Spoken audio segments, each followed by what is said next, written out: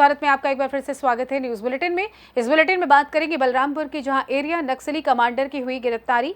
आगे बात करेंगे फिरोजाबाद की, जहां शासन प्रशासन की कड़ी निगरानी के बीच दूसरे सोमवार को कांवड़ लेकर गुजरे कांवड़ यात्री।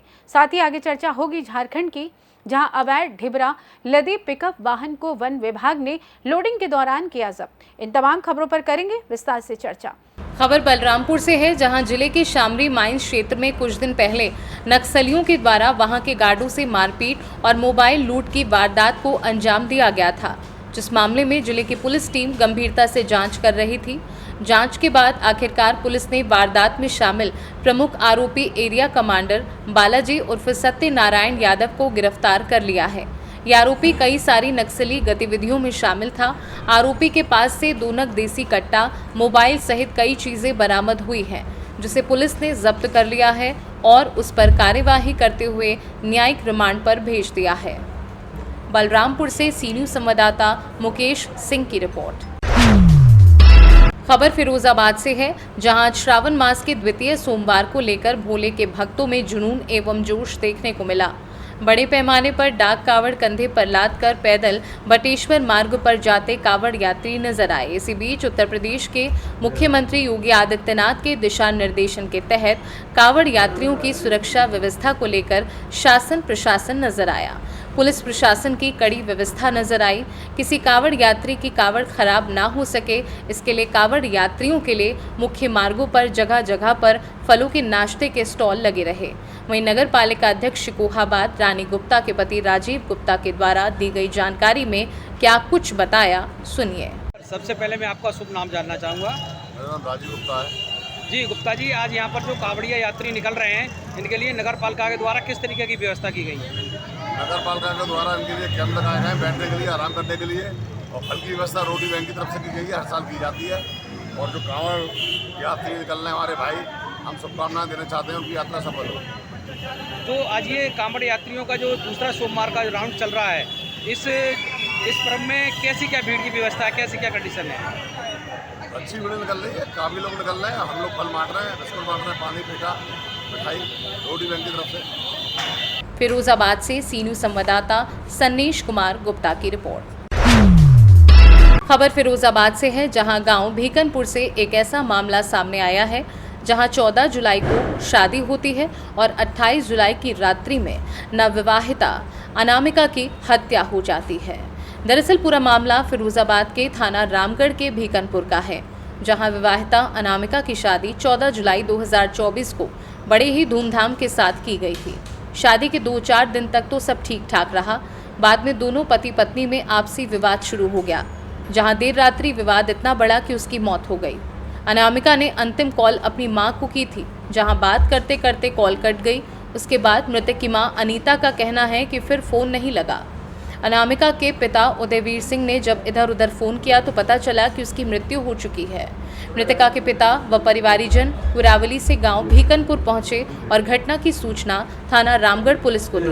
पूरे मामले में मृतका के पिता ने लड़के पक्ष के 6 लोगों के खिलाफ दहेज और हत्या के मुकदमे की तहरीर दी है, जिसमें तहरीर के आधार पर पुलिस ने सभी आरोपियों के खिलाफ दहेज और हत्या का मुकदमा पंजीकृत कर लिया है।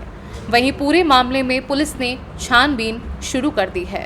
हिना कुमारी, क्या हुआ था? हमें पता नहीं, बात वो क्या था, उन्होंने 11 बजे फ़ोन किया है और बोला है कि मम्मी से बात हुई है और मम्मी को ही गालियाँ दी हैं फ़ोन पे, और बोला है कि अपनी लड़की को ले जाओ नहीं तो हम मार देंगे।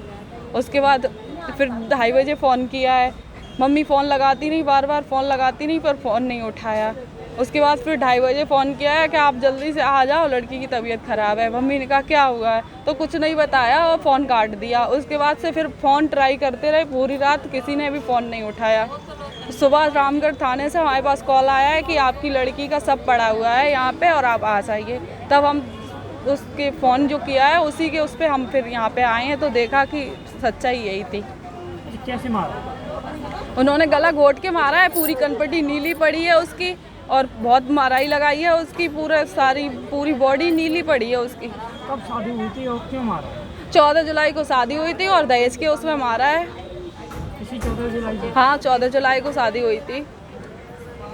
सर, ग्राम भीकनपुर में थाना रामगढ़ क्षेत्र में मामला हुआ है रात में, क्या मामला है?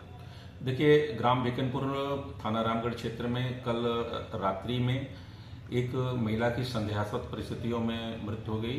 इसकी सूचना थाना रामगढ़ को मिली तथा उस मृतका के पिता उदयवीर सिंह द्वारा थाने पर एक तहरीर दी गई। उनकी तहरीर के आधार पर दहेज हत्या का मुकदमा पंजीकृत कर लिया गया है। इसमें कुल 6 आरोपी हैं। इसके अतिरिक्त इसकी विवेचना क्षेत्राधिकारी नगर द्वारा की जाएगी। साक्ष्य के आधार पर इन अभियुक्तों के विरुद्ध वैधानिक कार्रवाई कराई जाएगी। ये भी बताना है कि इस महिला का विवाह 14 जुलाई 2024 को हुआ था और दहेज उत्पीड़न के कारण इनकी मृत्यु हुई है, ऐसा आरोप लगाया गया है। साक्ष्य के आधार पर इसमें आवश्यक विधिक कार्रवाई की जा रही है। फिरोजाबाद से सी न्यूज़ संवाददाता लखन यादव की रिपोर्ट। खबर गोंडा से है, जहां रेलवे स्टेशन पर लावारिस मिली 15 बच्चियों के साथ एक नाबालिग बच्चा भी मिला है। ट्रेन से बिहार जाने को निकले थे सभी बच्चे। आपको बता दें कि किसी बच्चे के साथ नहीं था कोई गार्जियन। वहीं डेस्टिनेशन को लेकर बच्चों में मतभेद दिखा। बिहार के दरभंगा, पटना, मोतिहारी का मतभेद सामने आया है। मामला संदिग्ध देख आरपीएफ ने सभी को थाने पहुंचाया। थाने में पूछताछ के बाद सभी को CWC भेजा गया है। गोंडा से सी न्यूज़ संवाददाता मुजीब आलम की रिपोर्ट। खबर झारखंड से है, जहां तिसरी थाना क्षेत्र के पंचरुखी में एक अवैध ढिबरा लदे पिकअप वाहन को रविवार की देर रात वन विभाग ने लूटिंग के दौरान जब्त किया है। बता दें, एक सप्ताह पूर्व भी इसी पंचरुखी के समाज सेवी राजकुमार शर्मा की शिकायत के बाद वन विभाग के कर्मियों ने पंचरुखी में 3 गोदामों को चिन्हित किया था। इस मौके पर वन प्रभारी अमर विश्वकर्मा, अशोक यादव, गौतम कुमार सहित कई लोग मौजूद रहे। झारखंड से सी न्यूज़ संवाददाता आनंद बरनवाल की रिपोर्ट। खबर यूपी के जनपद संभल से है, जहां हयातनगर थाना क्षेत्र के ग्राम शेरपुर में सरकार द्वारा भले ही गरीबों को आशियाने मुहैया कराए जा रहे हों, लेकिन आज भी गांव देहात में ऐसे लोग जिंदगी जीने को मजबूर हैं जिनके पास ना तो पति का सहारा है, ना खाने को राशन है और ना सोने के लिए मकान की छत है। लोग सरकार द्वारा दिए जा रहे आवास योजना का लाभ पाने के लिए ऑनलाइन आवेदन कर इस इंतज़ार में बैठे हैं कि कब सरकार द्वारा इनको पहली किश्त आए और घर का काम शुरू कराया जाए। वहीं एक विधवा सोनकली ने बीते समय आवास योजना के लिए ऑनलाइन आवेदन कर दिया था, जहां अभी तक कोई कार्यवाही नहीं हुई, जिस कारण महिला को लग रहा है कि शायद अब उसको आवास योजना का लाभ नहीं मिल सकता है। आपका शुभ नाम क्या है? सोनकली। आपके गांव का क्या नाम है? शेरपुर। जी, आपका जो मकान जर्जर हुआ पड़ा है, इसमें क्या है पूरा मामला? ये सारा खस गया है सर, कोई सुनवाई नहीं कर रहा है। बर्तन वाड़े सारे दब गए, रहने को जगह नहीं है, बहू के सारा सामान दब गया, हमारा सारा सामान दब गया। खाएं कहाँ बनाएं, कहाँ खाएं, बच्चे भूखे हैं, क्या करें? कोई सुनवाई नहीं कर रहे, नहीं सेक्रेटरी सुनवाई कर रहे, नहीं प्रधान सुनवाई कर रहे, कोई अधिकारी सुनवाई नहीं कर रहा हमारी। हमने ऑनलाइन भी करा दी मगर कोई सुनवाई नहीं कर रहा है। आपने शिकायतें कहाँ करी हैं? हमने संभल से ऑनलाइन कराई और फिर देखने भी आए, देखने के बाद में उन्होंने कोई बात नहीं करी हमें दोबारा। अच्छा, अधिकारी जांच करने भी आए थे? आए थे जी। उन्होंने कोई बात दोबारा कोई नहीं बताई जी। अब योगी सरकार से आप क्या चाहती हैं? यही चाहते हैं कि सर हमें कुछ ना, हमारा मकान बन जाना चाहिए। एक घर होता सही, उसमें रह लेते, दोनों ही घर सारे खसे पड़े हैं, लड़का का भी और बहू हमारा भी। हम कहाँ रहे, जब बच्चे कहाँ रहे छोटे छोटे, बताओ। शासन प्रशासन से आप क्या चाहती हैं? यही चाहते हैं कि हमारा मकान बन जाए, हमें थोड़ी मकानों को ताई थोड़ी सुविधा मिल जाए, यही है सरकार से। हमें कितना समय हो गया इस मकान को? इस मकान को तो हो गए 2 साल हो गए, सारा खसा हुआ। अधिकारी जांच करने आते हैं लेकिन कोई भी सुनवाई नहीं करते। हाँ, जांच करने आते हैं और चले जाते हैं। अब आप क्या चाहती हैं? अब तो यही चाहते हैं कि अधिकारी हमारी सुनवाई करें और हमारा इसी मारे बुलाए हैं कि जो हमारे मकान की थोड़ी सुनवाई करेंगे।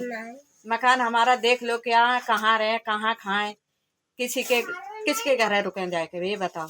संभल से सी न्यूज़ संवाददाता LK भारद्वाज की रिपोर्ट। फिलहाल न्यूज बुलेटिन में बस इतना ही। देश दुनिया की तमाम खबरों की जानकारी के लिए आप देखते रहिए सी न्यूज़ भारत। हर खबर आपके साथ, आपके हाथ।